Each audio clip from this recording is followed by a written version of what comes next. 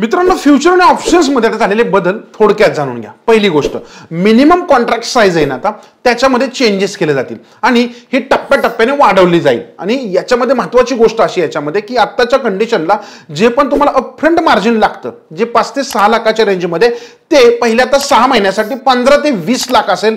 त्याच्यानंतर ते पुढच्या 6 महिन्यामध्ये परत वाढेल आणि नॉर्मली ते 25 ते 30 लाखाच्या रेंजमध्ये जाईल।